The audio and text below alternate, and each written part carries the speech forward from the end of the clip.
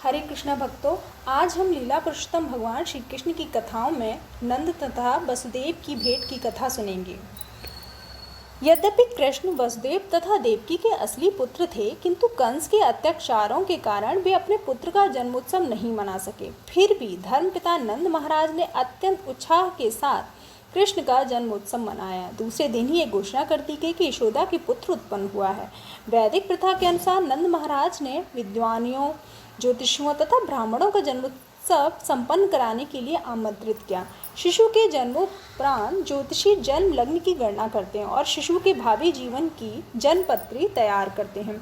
शिशु जन्म के बाद एक अन्य उत्सव भी किया जाता है। उसमें परिवार के लोग स्नान करके शुद्ध होते हैं और आभूषणों तथा सुंदर वस्त्रों से अपने आप को सजाते हैं और तब तक वे सब शिशु तथा ज्योतिषी के समक्ष शिशु का भविष्य सुनने के लिए उपस्थित होते हैं। अतः नंद महाराज तथा उनके परिवार के अन्य लोग वस्त्राभूषित होकर जन्म स्थान के समक्ष आकर बैठ गए। इस अवसर पर समवेत सारे ब्राह्मणों ने अनुष्ठान के अनुसार शुभ मंत्रोच्चारण किया तथा ज्योतिषियों ने जन्मोत्सव संपन्न कराया। इस अवसर पर सारे देवताओं तथा पितरों की भी पूजा की जाती है। नंद महाराज ने ब्राह्मणों को 2 लाख अलंकृत गौएं दान में दी। गौवों के साथ साथ उन्होंने स्वर्णालंकृत वस्त्रों तथा विविध आभूषणों से सुशोभित अन्न के ढेर भी दान दिए। इस संसार में धन धान्य की प्राप्ति कई प्रकार से होती है, किंतु कभी कभी यह प्राप्ति ईमानदारी तथा पवित्र साधनों से नहीं होती, क्योंकि संपत्ति संचय की यही प्रकृति है।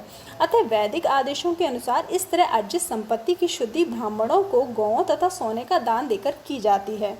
नवजात शिशु की शुद्धि भी ब्राह्मणों को अन्नदान देकर की जाती है। हमें सदैव समझना चाहिए कि इस संसार में हम सदैव कल्पमश युक्त अवस्था में रह रहे हैं। अतः हमें अपने जीवन, अपनी संपत्ति तथा स्वयं को शुद्ध करना होगा।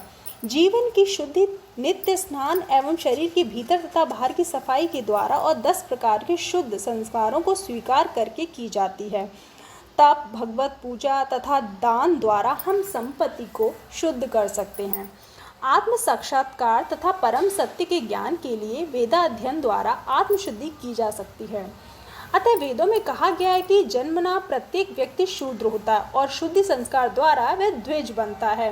वेदों के अध्ययन से मनुष्य विप्र बनता है, जो ब्राह्मण बनने के लिए अनिवार्य योग्यता है। जब मनुष्य परम सत्य को पूर्ण रूपेण समझ लेता है तो वह ब्राह्मण कहलाता है। जब ब्राह्मण और अधिक पूर्णता को प्राप्त कर लेता है तो वह वैष्णव या भक्त बन जाता है। उस उत्सव में एकत्रित सारे ब्राह्मणों ने शिशु के सौभाग्य के लिए विविध वैदिक मंत्रों का स्तवन किया। विविध मंत्रोच्चार सूद, मागध, वंदी तथा विरुदावली कहलाते हैं। इन मंत्रों तथा गीतों के उच्चारण के अतिरिक्त भेरी और दुंदुभियां भी घर के बाहर बज रही थीं। इस अवसर पर सभी घरों में तथा गोचरों तक में विविध हर्ष ध्वनियां सुनाई पड़ती थीं। घरों के भीतर तथा बाहर पिसे चावल से नाना प्रकार के कलापूर्ण चित्र बनाए गए थे और सड़कों तथा गलियों भर में सुगंधित जल छिड़का गया था। छतों तथा छज्जों की विविध प्रकार की झंडियों तथा वंदनवारों से सजाया गया। सारे द्वार हरी पत्तियों तथा फूलों से बनाए गए थे। सारी गौवों, बछड़ों तथा सांडों को तेल तथा हल्दी का लेप लगाया गया। गेरू आदि रंगीन खनिजों से उन्हें चित्रित किया गया था।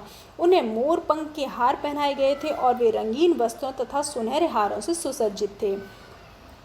जब सभी खुश होकर ग्वालों ने सुना कि कृष्ण के पिता नंद महाराज अपने पुत्र का जन्मोत्सव मना रहे हैं तो वे परम प्रसन्न हुए। उन्होंने बहुमूल्य वस्त्र धारण किए और विविध प्रकार के कर्णाभूषणों तथा हारों से अपने शरीर को सजाया और अपने सिरों में बड़ी बड़ी पगड़ियां धारण करी। इस प्रकार से वे वस्त्राभूषित होकर विविध प्रकार की भेंट लेकर नंद महाराज के घर आए। जब समस्त गोपियों ने सुना यशोदा ने पुत्र को जन्म दिया है तो वे आनंद से विभोर हो उठी और उन्होंने भी विविध प्रकार के अमूल्य वस्त्रों तथा आभूषणों से अपने आप को अलंकृत किया और शरीर में सुगंधित द्रव्य लगाए।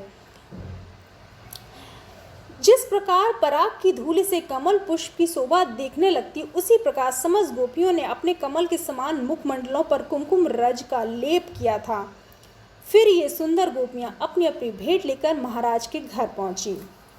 उनके कानों में मोती की बालियां थी, गले में रत्न हार थे और उनके होंठ तथा नेत्र विभिन्न प्रकार के रंजकों तथा काजल से अलंकृत थे। उनके हाथों में स्वर्णिम चूड़ियां थीं। चूंकि वे तेजी से पक्की सड़क पर भाग रही थी, इसीलिए उनकी जो पुष्पमालाएं थी वह टूट टूट कर गिर रही थी और ऐसा प्रतीत हो रहा था मानो आकाश से पुष्प वर्षा हो रही हो। शरीर के विविध आभूषणों की गति से वे और भी सुंदर लग रही। इस प्रकार गोपिकाएं नंद यशोदा के घर पहुंची। बालक को इस प्रकार आशीष देने लगी, हे बालक, तुम हमारी रक्षा के लिए चिरंजीवी हो। जब वे इस प्रकार बालक कृष्ण को आशीर्वाद दे रही थी तो उन्होंने तेल में बना हल्दी का लेप, दही, दूध तथा जल का मिश्रण न केवल बालक पर अपितु वहां उपस्थित सभी पर छिड़का। इस शुभ अवसर पर पटु संगीतकारों द्वारा विविध प्रकार के बाजे भी बजाए जा रहे थे। जब ग्वालों ने गोपियों की लीलाएं देखी तो वे अत्यंत प्रमुदित हुए और वे भी उन पर दूध, दही, मक्खन तथा जल छिड़कने लगे। फिर दोनों ओर से मक्खन और घी, दही फेंका जाने लगा। नंद महाराज भी गोपिकाओं की लीलाएं देखकर परम प्रसन्न हो रहे थे। उन्होंने एकत्रित चारणों को अत्यंत उदारता पूर्वक दान दिया। इनमें से कुछ चारण उपनिषदों तथा पुराणों से आख्यान गा रहे थे, कुछ पूर्वजों का गुणगान कर रहे थे और कुछ मनोहर गीत गा रहे थे। वहां पर अनेक विद्वान ब्राह्मण भी उपस्थित थे। नंद महाराज इस अवसर पर परम प्रसन्न होकर उन सबों के वस्त्र, आभूषण तथा गौवों का दान दे रहे थे। इस संबंध में यह जान लेना आवश्यक होगा कि वृंदावनवासी मात्र गौ पालन के कारण कितने समृद्ध थे। सारे ग्वाले वैश्य जाति के थे, जिनकी वृत्ति गौ पालन तथा कृषि थी। उनकी वेशभूषा तथा आभूषणों एवं आचरण से ऐसा प्रतीत होता कि वे छोटे गांव के वासी हैं, किंतु वे अत्यंत समृद्ध थे। उनके पास इतनी प्रचुर मात्रा में दूध, दही तथा उनसे बने हुए उत्पाद थे कि वे बिना किसी सोचे समझे एक दूसरे पर फेंक रहे थे। उनकी संपत्ति दूध, दही, घी तथा अन्य दूध उत्पाद थी। वे कृषि उत्पादों का व्यापार करने से विविध प्रकार के रत्नाभूषणों एवं परिधानों से समृद्ध थे। उनके पास न केवल ये सारी वस्तुएं थी अपितु वे उन्हें नंद महाराज की तरह लुटा भी रहे थे। इस प्रकार कृष्ण के धर्म पिता नंद महाराज ने वहां पर एकत्रित सभी लोगों की इच्छाओं की पूर्ति का सम्मान किया। उन्होंने हर एक का आदर स्वागत किया, जिसने जो चाहा उसे दान में दिया। विद्वान ब्राह्मणों के पास आय का अन्य साधन था, अतः वे अपने भरण के लिए वैश्य तथा क्षत्रिय जाति पर पूर्णतः आश्रित रहते थे। उन्हें जन्म दिवस, ब्याह आदि शुभ अवसरों पर उपहार प्राप्त होते थे। इस अवसर पर जब नंद महाराज भगवान विष्णु की पूजा कर रहे थे और लोगों की इच्छाएं पूरी करने में प्रयास में लगे हुए थे, तब उनकी एकमात्र अभिलाषा यही थी कि नवजात शिशु कृष्ण प्रसन्न रहे। नंद महाराज को इसका तनिक भी ज्ञान नहीं था कि वे बालक स्वयं विष्णु का मूल हैं। वे उसकी रक्षा के लिए भगवान विष्णु से प्रार्थना कर रहे थे। बलराम की माता रोहिणी देवी वसुदेव की अत्यंत भाग्यशाली पत्नी थी। यद्यपि वे अपने पति से दूर थी, किंतु महाराज नंद के पुत्र कृष्ण के जन्मोत्सव पर उन्हें बधाई देने के लिए उन्होंने भी सुंदर सुंदर वस्त्र धारण किए थे। वे माला, कंठहार तथा अन्य आभूषण पहनकर उस स्थान में गईं और इधर उधर घूमने लगीं। वैदिक प्रथा के अनुसार जिस स्त्री का पति घर में नहीं होता वह श्रृंगार नहीं करती, किंतु रोहिणी ने पति के दूर होने पर भी इस अवसर पर श्रृंगार किया। कृष्ण जन्मोत्सव के वैभव से यह स्पष्ट हो गया कि उस समय वृंदावन सभी प्रकार से संपन्न था। चूँकि भगवान कृष्ण ने राजा नंद तथा माता यशोदा के घर में जन्म लिया, अतः लक्ष्मी देवी को वृंदावन में अपना ऐश्वर्य प्रकट करना ही पड़ा। ऐसा प्रतीत हो रहा था मानो वृंदावन पहले से लक्ष्मी देवी की क्रीड़ा स्थली बन चुका हो। जन्मोत्सव के बाद नंद महाराज ने कंस सरकार का वार्षिक कर चुकता करने के उद्देश्य से मथुरा जाने का निश्चय किया। जाने से पूर्व उन्होंने गांव के समक्ष ग्वालों को बुलाया और अपनी अनुपस्थिति में वृंदावन की देखरेख करने का आदेश दिया। जब नंद महाराज मथुरा आए तो वसुदेव का समाचार मिला और वे अपने मित्र को बधाई देने की परम उत्सुक हुए। वे तुरंत उस स्थान में गए जहां नंद महाराज ठहरे थे। जब नंद ने वसुदेव की ओर देखा तो उन्हें लगा मानो नया जीवन मिल गया। नंद भी भाव विभोर होकर खड़े हो गए और उन्होंने वसुदेव का आलिंगन किया। वसुदेव का स्वागत करके उन्हें सुंदर आसन पर बैठाया। उस समय वसुदेव अपने उन दोनों पुत्रों के लिए उत्सुक थे जिन्हें नंद की जानकारी के बिना उनके संरक्षण में रखा गया था। वसुदेव ने अत्यंत चिंतापूर्वक उनके विषय में पूछताछ की। कृष्ण और बलराम दोनों ही वासुदेव के पुत्र थे। बलराम को वसुदेव की ही पत्नी रोहिणी के गर्भ में स्थानांतरित किया गया था, किंतु रोहिणी को नंद महाराज के संरक्षण में रखा गया था। कृष्ण यशोदा को उनकी पुत्री के बदले में ले जाकर साक्षात सौंपे गए थे। नंद महाराज जानते थे कि बलराम वसुदेव के पुत्र हैं, किंतु उन्हें यह ज्ञात न था कृष्ण भी वसुदेव के ही पुत्र हैं। वसुदेव को पता था कि अतः उन्होंने उत्सुकता से कृष्ण तथा बलराम दोनों की कुशल क्षेम पूछी। फिर वसुदेव ने नंद को संबोधित करते हुए कहा, बंधुवर, इस वृद्धावस्था में आपकी परम इच्छा थी कि पुत्र हो, किंतु आपके कोई पुत्र न उत्पन्न हुआ। अब भगवान की कृपा से आपको कुछ सुंदर पुत्र की प्राप्ति हुई है। मेरे विचार से अवसर आपके लिए अत्यंत शुभ होगा। हे मित्र, मुझे तो कंस ने बंदी बना लिया था और मैं मुक्त कर दिया गया हूँ, अतः मेरे लिए नया जन्म है। मुझे आशा न थी कि आपके दर्शन कर सकूंगा, किंतु ईश्वर की कृपा से मैं आपको देख रहा हूँ। वसुदेव ने कृष्ण संबंध अपनी चिंता व्यक्त की। कृष्ण को गुप्त रूप से माता यशोदा की शैया में भेजा गया था और जब उनके जन्म उत्सव को धूमधाम से मनाने के बाद नंद मथुरा आए थे, अतः वसुदेव अत्यंत प्रसन्न और बोले, यह मेरा नया जन्म है। उन्होंने कभी आशा नहीं की थी कृष्ण जीवित रह पाएंगे, क्योंकि कंस ने उनके अन्य सभी पुत्रों का वध कर दिया था। वसुदेव कहते हैं, प्रिय मित्र, हम दोनों का एक साथ रह पाना कठिन है। यद्यपि हमारे कुटुंब तथा कुटुंबी पुत्र तथा पुत्रियां हैं, किंतु प्रकृति के नियम स्वरूप हम प्राय एक दूसरे से पृथक रहते हैं। इसका कारण यह है कि प्रत्येक जीवात्मा विभिन्न सकाम कर्मों के फलस्वरूप इस पृथ्वी पर जन्म लेता है, और यद्यपि वे सब एक स्थान पर एकत्र होते हैं, किंतु दीर्घ काल इकट्ठे रहना निश्चित नहीं है। हर एक को अपने सकाम कर्मों के अनुसार पृथक पृथक ढंग से कार्य करना पड़ता है और इस प्रकार विलग हो जाना पड़ता है। उदाहरण के लिए सागर की लहरों पर अनेक पौधे तथा लताएं तैरती रहती हैं। कभी वे पास पास रहते हैं तो कभी सदा के लिए बिछुड़ जाते। एक पौधा इधर जाता है, दूसरा उधर। इसी प्रकार जब हम साथ साथ रहते हैं तो हमारी पारिवारिक संगति अत्यंत सुंदर लगती है, किंतु काल की तरंगों के फलस्वरूप कुछ समय बाद हमें अलग हो जाना पड़ता है। वसुदेव के ऐसा कहने का तात्पर्य यह है कि यद्यपि देवकी के गर्भ से उन्हें 8 पुत्र प्राप्त हुए, किंतु दुर्भाग्यवश वे सभी जाते रहे, यहाँ तक कि वह अपने पुत्र कृष्ण को भी अपने पास नहीं रख सके।